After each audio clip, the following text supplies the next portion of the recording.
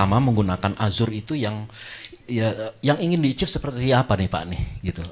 Alasannya kenapa menggunakan Azure Pak pada awalnya Pak? Ya baik,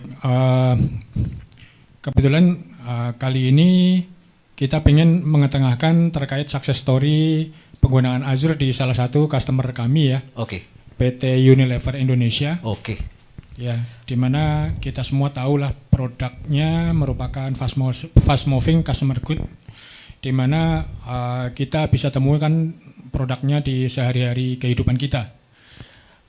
Mungkin saya ingin sedikit menjelaskan terkait aplikasi apa yang dipakai oleh Unilever yang diimplementasikan menggunakan cloud, cloud Azure. Yeah. Adapun facelift ini adalah nama produknya. Produk ini menggunakan identifikasi RFID. Next ya. Bisnis model dari palet RFID ini adalah seperti ini. Unilever sebagaimana produk manufaktur ya. Mereka memiliki supply chains dari supplier mereka terkait raw material atau bahan baku produksi, dan juga packaging, kemasan yang dipakai untuk membungkus atau jadi produk, bungkus dari produk itu sendiri. Nah, dalam pengiriman antara supplier ke Unilever itu mereka menggunakan palet. Palet ini diangkut oleh truk dan setiap palet itu menggunakan RFID untuk identifikasinya. Nah, supplier-supplier mereka ini kan berada di banyak tempat ya, ada di Tangerang, sementara Unilever sendiri ada di Cikarang. Kemudian supplier mereka ada juga yang di Karawang, ada yang di Surabaya. Aktivitas pengiriman ini butuh di tracking. Mereka pengen pelacakan dari waktu pengiriman, di mana pada saat inbound di scan, pada saat outbound juga di scan. Nah, aktivitas ini direkam menggunakan aplikasi web-based namanya Facelift.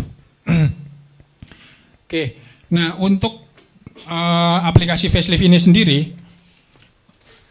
pada awalnya dilakukan hosting ya ke IP server yang publish, tapi kemudian seiring dengan kebutuhan pengen ditingkatkan dari sisi efektivitas, kemudian efisiensi dan juga security dari aplikasi itu tersebut, sehingga mereka membutuhkan satu web service yang bisa memenuhi ekspektasi tersebut. Maka kita rekomendasikan untuk menggunakan Cloud Azure. Demikian. Baik. Jadi untuk findings apa aja sih yang didapat selama pada saat deployment di projectnya yang kemarin yang di Unilever berarti Pak ya? Yeah. Jadi yang align dengan Azure features dan lain-lain yang digunakan pada saat project untuk Unilever Indonesia ini sendiri Pak? Iya, jadi kita melihat bahwa cloud pada saat itu cloud juga baru mulai tahun 2020 ya implementasi Facelift ini. Itu sudah mulai banyak dipakai, kemudian juga ada kemunculan Azure. Kita lihat Azure ini merupakan produknya dari Microsoft. Kemudian kita sarankan ke Unilever berdasarkan kelebihan-kelebihan dari Azure. Di antaranya implementasi Azure ini sangat instan. Jadi mudah migrasinya, kemudian juga dari sisi security, kemudian juga dari investmentnya ini sangat efisien. Kenapa? Karena kita lihat Microsoft ini kan produknya termasuk diantaranya development tools yang banyak dipakai oleh program-program. Kemudian untuk database servernya SQL Server.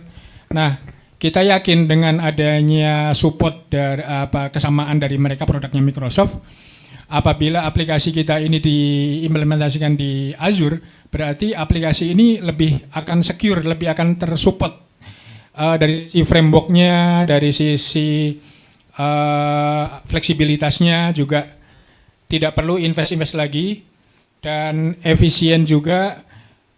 Terkait instan tadi, Unilever ini nggak pengen melakukan investasi yang lain terkait server infrastrukturnya, sehingga pengen semuanya sudah terakomodir. Beli satu produk atau fasilitas atau platform, tapi sudah bisa mensupport semuanya. Nah, makanya kita rekomendasikan menggunakan Azure. Dari sisi security juga kita yakin, karena dari pemaparan pihak waktu itu Infinis dengan kita, bahwa bahkan untuk tanpa beli SSL itu sudah berikut SSL yang free. Terus kemudian juga masalah security yang lain terkait yang tadi dijelaskan terkait NSG itu sudah tersupport dari sisi keamanan datanya. Begitu. Oke, berarti pada awal, jadi sebenarnya sudah kurang lebih udah mau jalan 4 tahun berarti Pak ya? Sampai saat ini sudah 4 tahunan. Sudah 4 tahun, iya. betul ya. Di awal untuk pemilihan infra dan akhirnya memilih Azure itu juga sebenarnya opsi yang diberikan dari pihak DKP yang waktu itu juga kita kolaborasi bareng untuk penentuan dari sisi infranya berarti Pak ya. Dan dari Unilever sendiri sebenarnya ekspektasi ketika opsi yang diberikan DKP untuk menggunakan Azure dari sisi pihak Unilevernya sendiri itu punya ekspektasinya seperti apa nih Pak? Nggak ada downtime atau apa gitu Pak? Yang akhirnya mereka menyetujui proposal dari DKP untuk menggunakan infrastruktur Azure. Ya, kita lihat Unilever ini kan perusahaan besar, akan tetapi seperti biasa sebuah perusahaan yang seperti itu memang sudah terdapat tim IT sendiri. Cuman IT-nya ini cenderung lebih ke pengennya cepat, efektif, secure, dan fleksibel. Karena ini terkait dengan aplikasi yang diakses dari berbagai tempat. Pada saat awal kita memang masih tawarkan fitur-fitur yang free, di mana itu sendiri sudah mencukupi ya. Untuk nextnya mereka saat ini sedang mau extend terkait masalah fitur-fitur yang lain. Jadi memang untuk saya mungkin bisa bilang big corporate gitu kali Pak ya, big manufacturing seperti Unilever sebenarnya punya tim IT yang sudah major. Tapi memang seperti yang tadi Pak Yani sampaikan, biasanya tim IT-nya mereka tuh maunya terima beres berarti Pak ya.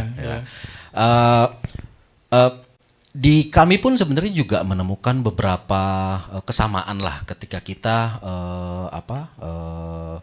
berhubungan dengan big companies, big enterprise, termasuk Unilever Indonesia, itu juga menemukan mereka sebenarnya juga udah punya tim IT dan juga sudah lumayan major, sudah ada beberapa orang yang memang menghandle.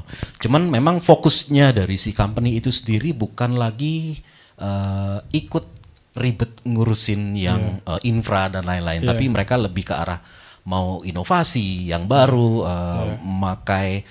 melakukan perubahan dari yang sebelumnya menjadi efisien dan lain-lain. Jadi memang pemilihan infrastruktur Azure ini lebih pas dengan ekosistem yang memang ada di Unilever Indonesia itu sendiri Pak ya. Nah dari yang sudah berjalan selama 4 tahun ini, ketika berbicara fitur Azure dan lain-lain yang tadi sudah disampaikan oleh narasumber sebelumnya, apakah dari Unilever sendiri itu ada ekspektasi lebih yang mungkin sekarang belum di-achieve atau memang ada planning dari DKP untuk melakukan satu entah itu ada proyek yang baru yang mungkin nanti bisa planningnya menggunakan Azure itu kembali Pak? Ya, untuk saat ini sejauh ini Unilever cukup puas gitu ya. Dari pemantauan kami sebagai partner DKP juga selama 4 tahun ke belakang ini nggak pernah ada downtime. Kita tahu bahwa aktivitas supply chain di sana itu terjadi 24 jam. Tapi sejauh ini tidak ada isu terkait adanya downtime. Apabila ada maintenance pun biasanya pasti diinformasikan sebelumnya dan itu tidak mengganggu aktivitas operasional. Untuk Nextnya mungkin barangkali kita butuh kerjasama lagi dengan tim Infinis ya untuk menggali kira-kira di aplikasi mana lagi atau aplikasi apa lagi di Unilever yang kita bisa optimalkan manfaat dari Azure ini, begitu. Menarik tadi yang Pak Yani sampaikan, berarti penggunaan Azure untuk pallet management berarti Pak ya, iya, itu termasuk salah satu core atau critical applications yang memang berjalan 24 jam penuh, 24/7, yang memang aplikasi ini nggak pernah mati dan benar-benar berjalan terus selama berterus-terus, dan selama 4 tahun ini belum pernah ada kendala Pak ya? Seingat saya belum pernah ada kendala apapun ya. Paling isunya itu sebenarnya justru di maintenance aplikasinya sendiri, bukan dari hostingnya atau cloudnya, bukan. Jadi misalnya aplikasi ini yang namanya aplikasi custom, ini aplikasi facelift ini buatan kami sendiri, Duta Kalingga. Sehingga jadi ada dua macam, mereka ini melakukan subscription ke DKP itu ada dua macam, cloud-nya dan maintenance aplikasinya.